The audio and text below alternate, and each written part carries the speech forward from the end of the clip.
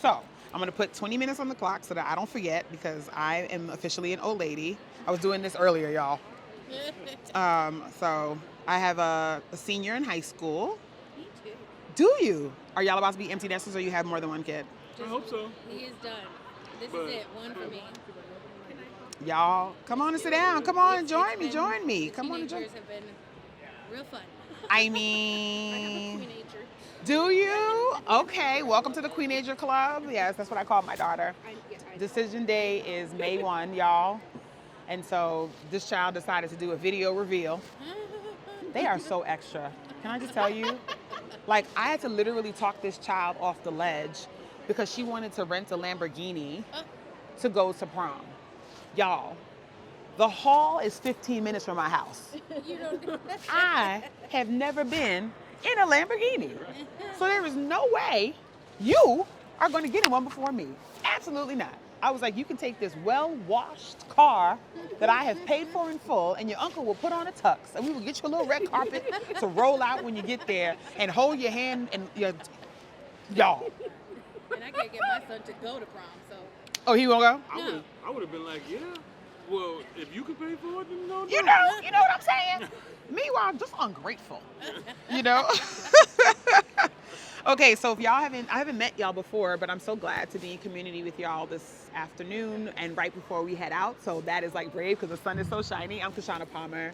I'm the CEO of Kishshana & Co. We are a management and leadership learning company, a boutique firm serving large-scale organizations and federations in a lot of our executive coaching and one-on-one work, but we also do a lot of trainings for small and mid-sized organizations. We do retreats, off-sites, strength coaching. I'm a Clifton Strengths coach, and so are two of my team members. But what we really care about is making sure that you are well. Because if you're not well, your engagement at work dips automatically. And people think well like health, or they think well like, am I exercising? But actually there are 5 points of wellness that we need to be thinking about. And I'm gonna get into decision diets in 1 second. So when you think about being well, there is your physical well-being, and it really asks the question, am I moving? How am I in my body? You wanna take this chair and come sit down? Look, just pull this chair right on over, friend. You know, how am I in my body, right? And that's so, I like to ask that question because, y'all, I stepped on a scale and they gave me my metabolic age and it said I was 48. How dare them, okay? So how are you in your body? Because I'm not 48, okay? Don't let this good skin fool you. So that's the question that you need to ask yourself. If you're not moving your feet every day, then that starts to lead to all types of internal challenges that we have with our health, with your body, with your organs, etc. So I don't tell people that you need to get on an exercise regimen, but I will tell y'all, get out every day and move, okay? So that's one of the things about your physical well-being. And then there's your mental well-being. And that is, how are you taking care of the space in your head? Some of us suffer from anxiety, some of us suffer from imposter syndrome, some of us have what I call martyritis, and that's when you want everybody to know that you're working so hard and you have so much stuff on your plate, right? And so who are you talking to allow you to be able to release those things, or what are you putting into your brain in order to be able to have that kind of like that release? And so for me, I have a life coach, and I am a coach, right? So I have a life coach. Every coach should have a coach. I have a therapist. Every therapist should have a therapist. Hello? And then, y'all, I have the group chat. Everybody should have a group chat that is popping, okay? People who you can talk to, who are there just specifically for you, who can allow you to be able to ask and answer some questions, right? And to really dig into where you are in this season so that you can show up powerfully in your work. And then, y'all, there's our financial health. Uh-oh. So I teach a class on money and money mindset, and I want y'all to know all of the fundraisers that I've worked with over the years, and there's been thousands at this point, have a story about money. It's the way we grew up. It's the way we engage with money. So I'll give you a quick example. So my parents, I'm first generation American, my parents are Jamaican. So I identify as a Caribbean American woman. And so growing up, I didn't know we didn't have any money, y'all, because my mama dressed me real nice. We always had food, but I didn't know the kind of food we had was on the we don't have any money portion. So my favorite thing in the world to eat is canned corned beef. We call it bully beef. And you saute it, you put the onions and all the things. You put it with white rice and a soft plantain. Let me tell you, that's delicious. First of all, I didn't know that was poor people food. Okay, I'm just saying. I did not know. I had no idea. My dad grew up really, really poor in Jamaica, and so he used to take sugar cane on his back, him and some of his brothers, take it, go and cut it, take it down every morning to sell it. So he said that he's never done a hard day's work since he came to this country because that is hard work. So my stepfather also grew up really poor in Jamaica and was doing all of the porter stuff and that kind of stuff from really early, and then ended up in hospitality in the hospital. My dad grew up poor, my stepfather grew up poor. Here's how the money mindset shakes out.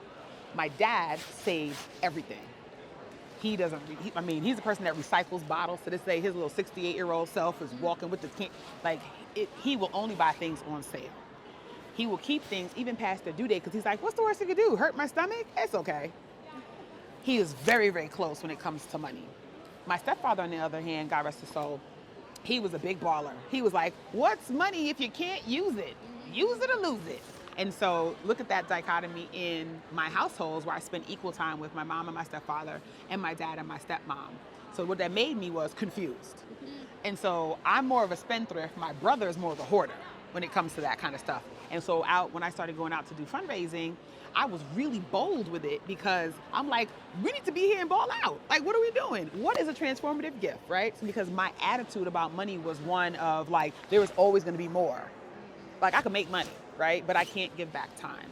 And so in that rush of thinking about your financial well-being, a lot of times I talk to nonprofit professionals and you're like, I don't make enough money to do fill in the blank.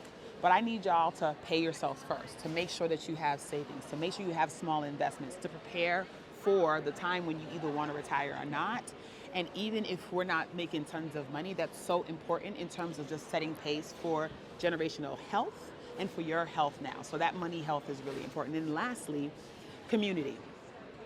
So what does your community wellness and well-being look like? And that's the people you can count on. That's the things you participate in the city you live in or work. The volunteer you do, even though you work in an organization with a mission that has great impact. The things you do for fun and for joy.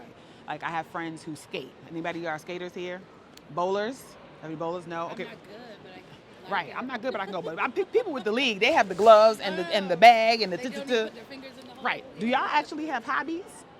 Okay, tell me what your hobby is. Fishing, mountain biking. Oh, I love it. Okay, I love to watch it. Okay, but I love it. What about you? What's your hobby? Mountain biking. Mountain biking. Okay, talk to me. Reading and running. Yes, come on, the double R&R. That is amazing. What about you, Christina? Going to concerts. Yes, we go together. Yes. I literally go to a concert every month, y'all, and I have a crew of people who are like, we don't care what the cost is, we're going, okay? I'm in the little hall, I'm in the blues, I'm in the big stadium. I love it, I love that. Go ahead, Chris, what about you? I was gonna say working. I mean, that's fair. Let's be honest about that. That's fair, right? Because I do nap during the 9 to 5 Yeah. instead of working. You know what I'm saying? And then you work on later? My hobby is to work. Right. I like writing poetry. Oh, I love that. I love that. And what about you, Bridget? Singing. Same. Singing. Come on. Come on. So having communities around interests that you love. Oh, Sarah, I didn't ask you. What's your art. I do art. What's your medium? I've been doing comics. I love that. Talk to me. I have a project that I might want to work with you with. It would be so awesome. Natalie, what about you? I'm a soccer coach for 3-year-olds. Oh my gosh. Okay, true story. My daughter, that is amazing. Okay, so y'all, don't tell anybody, even though we're being filmed. True story. When my daughter started doing soccer, she was about 4 years old, right? And so when babies are 3 and 4, they just run across and the ball goes before them and they're bumping each other. Oh, it's a good time. And so I was so bored out of my mind by the time she went to 6-year-old soccer. Terribly, y'all. In the wintertime, I used to bring nips, little Kahlua and stuff for all the moms. Because I said, if we're going to be here in this sufferation, we might as well have a little tasty snack, okay? Don't tell anybody, But that was my community.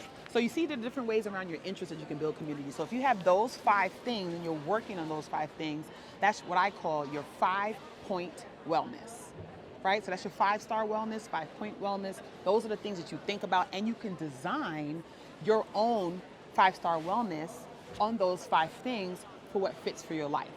But what oftentimes happens is that we get super overwhelmed with everyone pulling at us, and honestly, we sort of feel a little bit out of control, right? And so you're like sort of dying on the inside. You want to say no. I am a people pleaser. It's real bad, and I have terrible FOMO. Who else has real bad FOMO? Oh my gosh, I have FOMO for things I don't even want to go to, y'all. I don't want to be there. I'm still like, damn, why didn't they invite me? Okay, so I'm that person. And one of the things I had to recognize was that being pulled in all the different directions was making me more anxious. I was staying up all night. I can't sleep. How many of us can go to sleep but you wake up in the middle of the night? Yeah. Okay, if you sleep good through the night, I envy you so much. Okay, I definitely need drugs to be able to do that. Not those kind of drugs, y'all. The kind you write your prescription. I'm just saying.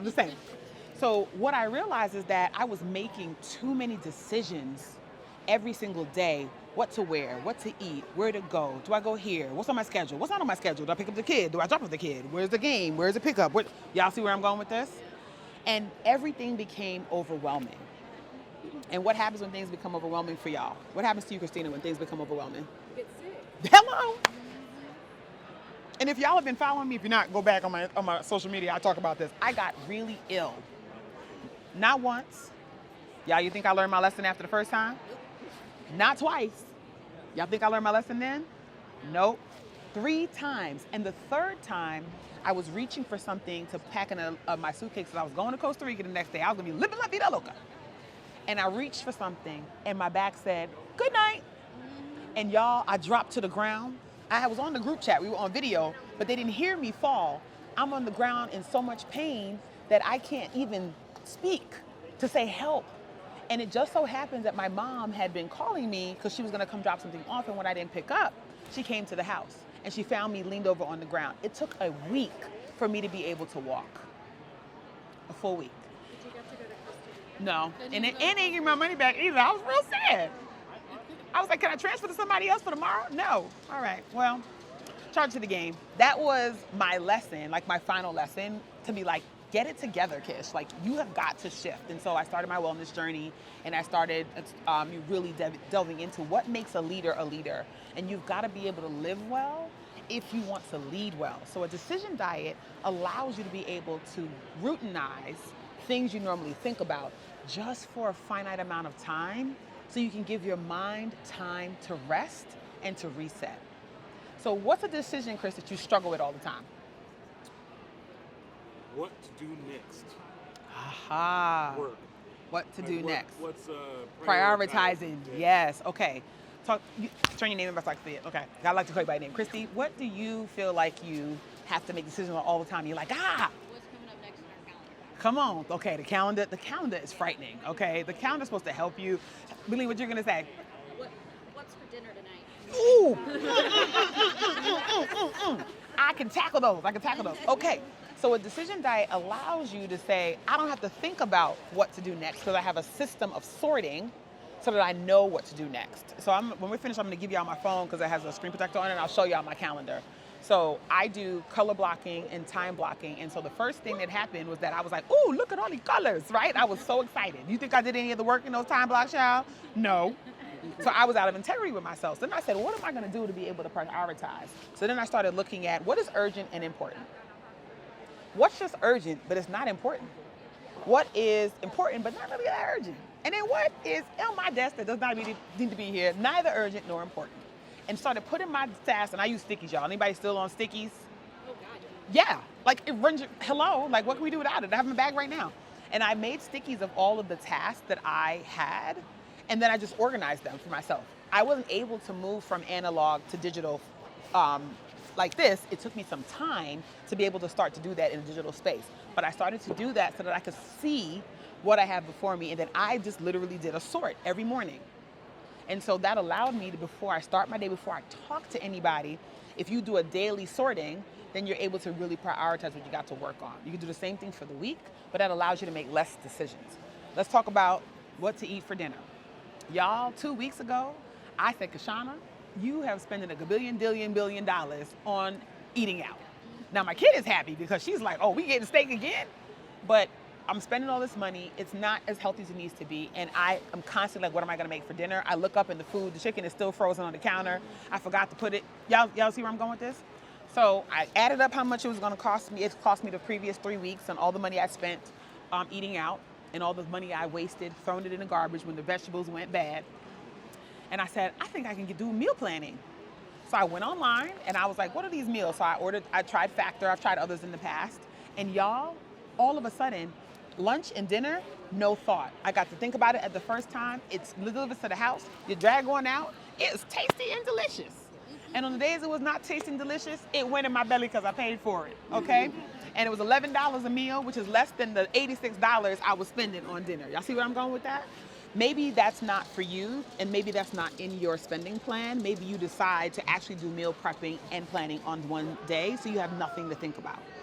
Maybe you decide to wear a uniform, like literally the same shirt, the same type of shirt, the same type of pants, or the same type of dress every day until your mind starts to quiet. So decision diets are really about taking a step back from the things that constantly make you spin and giving yourself some ease by making one decision and sticking to that until your body starts to feel ease. So there was a long time where I wore a dress every single day. I didn't have anything in my closet but dresses. I had no pants. It was terrible when I'm out. Now I'm fancy, you see what I'm saying? But I didn't have that before. And I did that, y'all, for 2 years. They were in rotation, they're color-coded. Yes, welcome to my life. And I would just pull one, and then when I finished wearing it, where did it go? Dry cleaning bag. Pull one, dry cleaning bag. Pull one, dry cleaning bag. I didn't think about anything else. I knew what I was putting on every day, and that got me out the house on time. So I'm not frantic, and I'm not feeling like I'm behind already on the day. Doesn't it feel crazy when you start your day feeling behind? Okay, another decision diet you can think about is how we interface with our phones and email. Who opens their eyes and looks at email? This is a safe space. You do? Okay, so you wake up and panic. Like, right. But nobody wants to talk to you at 6 o'clock in the morning. So what are you checking email for? Don't answer that question. It's rhetorical. Y'all see what I'm saying? And so making a decision, for me, it was to put my phone on Do Not Disturb until working hours. Now, I work for myself and I have a team, so we meet on Slack every morning. But before I even talk to them, I have a routine of going to get my coffee from Starbucks, because then that's my only time for the day I actually see people, unless I'm traveling. So same drink every single day. I have not had a different drink from Starbucks in a year and change, okay? I do the same routine. I go to the same people. Like, they say, good morning, Kish. And I say, good morning, Christina. Good morning, Chris. Good morning, Rachel. Y'all have a blessed day. Okay, they're like, you too. Or they'll ask me about my day, and then I go back home. That is a routine that allows me to simplify my day. And then I come back, I sit down with my email at that point, and I put 30 minutes on the clock. I check every single thing in email. I respond to the folks that I need to respond to. Anything that requires work, I send a note to that person and say, hi, this looks like it's gonna take me a little bit longer in what you've asked me for. I'm gonna put some time on my calendar to respond. I'll get this back to you by Thursday. So really starting to make decisions for yourself that allow you to make less decisions. Okay, I'm gonna pause there. What do y'all think about that so far? Where are you like, damn, how do I do that? And where are you like, all right, I see myself going. Where do we feel like we might get stuck? The color coding. The color coding? Yeah, the actual act of organizing it freaks me out. Ooh, so the thought of doing it freaks you out. That makes sense. It's just anxious. Yeah. It's a lot. Yeah. I'd be like, I wouldn't be able to make that. Well, I would eventually, I'm sure. But like at first, it freaks me out to make decisions. What is urgent? What is this more urgent than this?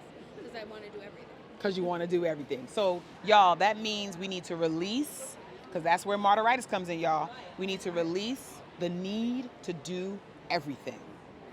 And in order to be able to do that, you have to be present in your body. You have to be able to slow down. Now, I'm a Gemini, a New Yorker, the oldest child, okay? I'm ripping. My mother said that I was born early and I came out the womb like, yow! And I was like, really? I would never think that, right? So I've always been a busy bee. Busy, moving around. It wasn't until I got into my 40s that I realized, Kish, you are gonna run yourself ragged and have breakdown number 4. We can't do that to our body anymore. So slower starts to your morning if you have that, or slower wind downs to your night. Make a decision about which one. And when you're at ease, then you can start to enter in things like looking at your calendar. We've got to be able to slow our bodies down. Okay, tell me another thing that made you go like, what the hell? How would I stop doing that? How would I actually take a break from making a decision?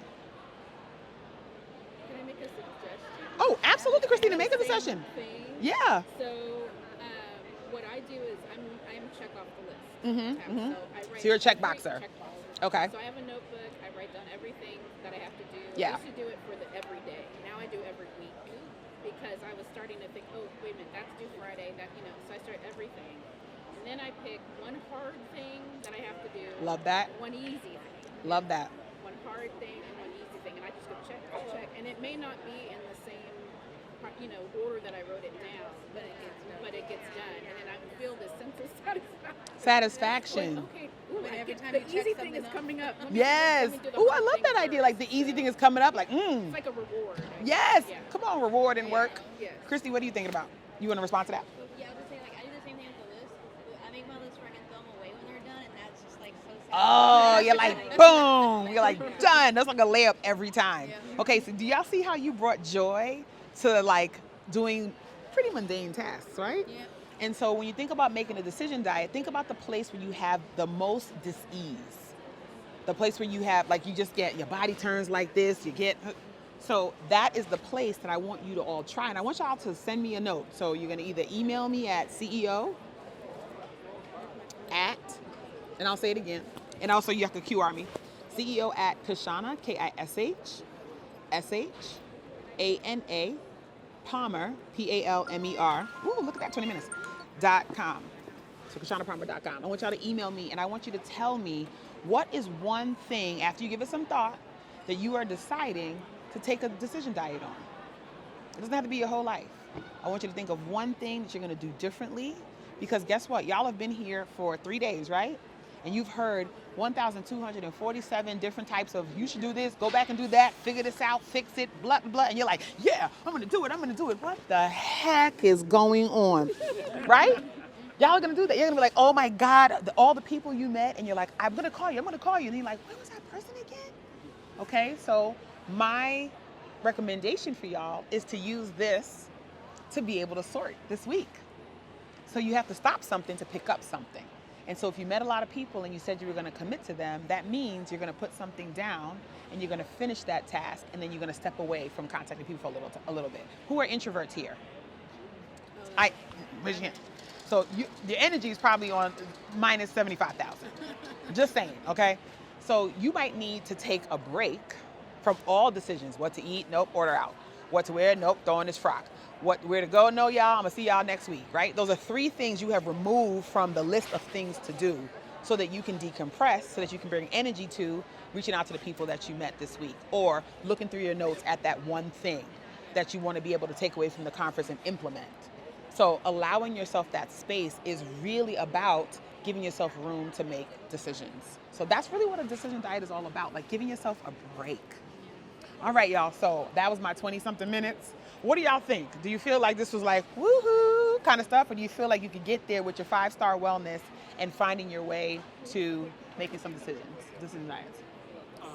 I'm going to say I need your QR code because I'm not going to sit here and be like, yeah, I got it. Yeah, like you gonna call me, Just give me the just info. give me the info, and you can call me. You're like, hey girl, just call me. Okay, I got that, Chris, I got you. What else? What's on your mind before we wrap up? Because we're getting ready to go home. There's a lot going on. Tell me what's happening. You got my attention, okay? People pay thousands, you know? I'm just letting you know. I appreciate your energy and like the vibe. Oh, I love it. Come on, it's all vibes. Yeah, we're like totally on board with all this. We've made a lot of changes in life recently. We started taking a weekly Sabbath day. Yes. Not working, and the world did not fall apart. No. There you go. There you go. Okay, so y'all, quick story. So I did a wellness trek for Joan Gary in her leadership lab, right? It was so much fun, a couple of hundred people in her community that we walked through what we call the trek for 4 weeks on wellness. All CEOs, all executive directors. The hardest task I gave them was to take time off. One of my CEOs said, I took off the afternoon, and the first hour, I was so restless because I told them you had to put your phone away. They had directions, stuff you had to do. She said, but by the end of the 3 hours, nobody died. And no one called me. I said, well, would you look at that? And she's like, now, every week, I'm taking a half a day just to think. So I love that you have a weekly Sabbath, and no one died. Nothing happens. There's probably something good about that reflection of, maybe I'm not that important. Maybe it's not actually about me, Chris, right? We had a panic attack the night before we did it for the first time. Right. But then when on the other side of you, you're like, okay, so just so y'all know, walk away from this. So I, every quarter, take a step back. And for me, that is a couple of days where I either do a staycation in New York, or I go somewhere. I typically go by the water. So I go to Rockaway Beach, where I live in Queens. Or I will take a trip if that's in the plan and go somewhere. But I work. But I need a different environment to assess, to reassess. So that might be just your jam to be able to do it. Once a quarter, I do that. Once a month, I have a CEO day with myself where I really focus on planning and strategy and income and where we are. In a 30-day month, only one day. And then every year, I close our team's office in August so we can get some stuff done. Then we have a retreat and we relax. And in December, for 4 weeks, from the last 2 weeks of December to the first 2 weeks of January, nothing happens during that time, y'all. Even when you're gunning for your end of year appeal, y'all can rotate who's off. So when I was a chief development officer, we couldn't be off because we were like checking the mail someday. That's payroll, that's all the things, right? So I gave my whole team the first 2.5 weeks off in January because no one is calling the phone. That's also a part of a decision diet. So there's just different ways I want y'all to be thinking about how you can incorporate this concept. And if you have more questions about it, y'all have my email, you'll get my QR code, and you can email and we can talk about it, okay? That sound good? All right, you all have been wonderful. It has been a joy. Denise, we didn't get to talk, but I know who you are. It has been a joy to hang out with y'all and talk to you. I hope you've gotten something out of this, and it's just really a pleasure to spend time with y'all, okay? All right, y'all. Thank you very much. And your nails are awesome. Thank you.